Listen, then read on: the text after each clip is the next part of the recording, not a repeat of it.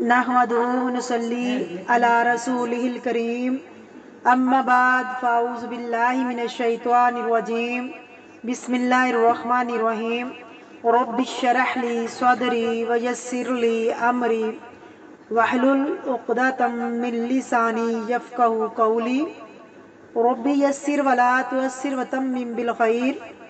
سورۃ البقرہ آیت نمبر 199، لفظی ترجمہ، روٹ ورڈ اور تفسیر۔ ثم پھر افیضوا تم پلٹو، واپس آؤ، من حیث جہاں سے افاض الناس لوگ پلٹتے ہیں، یعنی عرفات سے۔ الناس سے مراد تمام لوگ، اور کس کو کہا جا رہا ہے؟ قریش کو۔ واستغفروا اللہ، اور بخشش مانگو اللہ سے۔ غین فا را سے ہے، ان میں دو چیزیں پائی جاتی ہیں، ایک ہے گناہوں کا ڈھانپنا اور دوسرا اس سے درگزر کرنا، یعنی اللہ سے یہ مانگو کہ اللہ تمہارے گناہوں پر پردہ بھی ڈال دے اور ان سے درگزر بھی کرے، یعنی سزا نہ دے۔ ان اللہ غفور الرحیم، بے شک اللہ تعالیٰ غفور الرحیم ہے، بخشنے والا اور بہت رحم کرنے والا ہے۔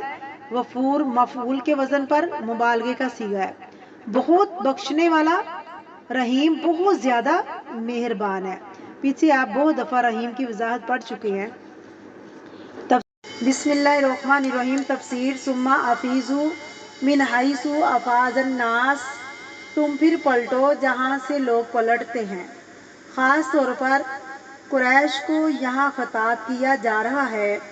قریش چونکہ کعبہ کے متولی تھے، اپنے آپ کو سمجھتے تھے، لوگوں سے بلند سمجھتے تھے، بہت بڑی چیز سمجھتے تھے، اور وہ کہتے ہیں جو احکامات باقی لوگوں کے لیے ہیں وہ ہمارے لیے نہیں۔ جب وہ حج کے لیے جاتے تو مزدلفہ میں رک جاتے، حرم کے اندر ہی۔ وہ کہتے ہم ہل میں نہیں جائیں گے، ہم تو صاحب حرم ہیں، ہم حرم کے اندر رہنے والے لوگ ہیں، ہمارے لیے باہر جانا جائز نہیں۔ حالانکہ اس کے اندر اصل ان کی نیت کیا ہے؟ اپنی امتیازی شان قائم کرنا، کہ باقی قبائل کے مقابلے میں ہماری شان بہت بڑی ہے، بہت بلند ہے، سب وہاں ہل میں جاتے ہیں، ہم حرم میں ہی رہیں گے۔ حالانکہ یہ درست نہ تھا، اللہ نے خاص طور پر ان کو ہدایت کی، ثم افیضوا من حیث افاض الناس، جہاں تک سارے لوگ ہیں وہیں تک تم بھی جاؤ۔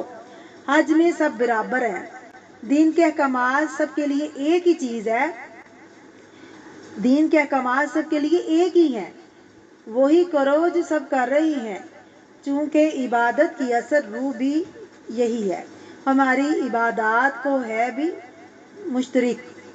اس لیے ہم کہتے ہیں ایاک نعبد، صرف تیری ہم عبادت کرتے ہیں، حالانکہ ہر کوئی اپنی اپنی کر رہا ہوتا ہے، لیکن اسلام کی عبادات میں اجتماعیت ہے، مل کر کرنا۔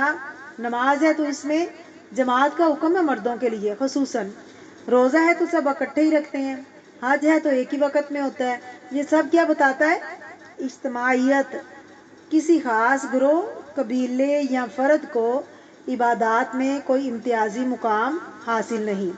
نبی صلی اللہ علیہ وسلم خود عرفات تک گئے۔ حضرت جابر رضی اللہ تعالیٰ عنہ کی روایت ہے، آپ صلی اللہ علیہ وسلم نے جاتے ہوئے مشعر الحرام میں قیام نہیں کیا، باقی مسجد نمرہ میں قیام کیا، اور سورج کے زوال کے بعد عرفہ تشریف لے گئے اور شام تک وقوف کیا، پھر شام تک مزدلفہ، رات کو واپس لوٹے، تو تم بھی وہیں سے لوٹو جہاں سے سب لوٹتے ہیں۔ واستغفروا اللہ، اور اللہ سے بخشش مانگو۔ یہاں بخشش کی بات کیوں کی گئی؟ اللہ کی بخشش کیوں مانگو؟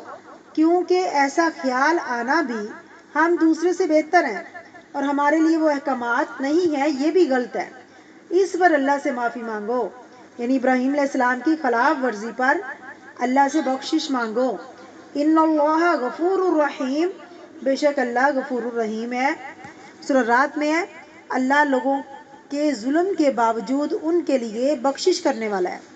انسانوں سے قصور ہوتے رہیں گے، اللہ معاف کرتے رہیں گے جب تک بندے معافی مانگتے رہیں گے، حتیٰ کہ سورج مغرب سے طلوع نہ ہو جائے یا فرشتہ حاضر نہ ہو جائے۔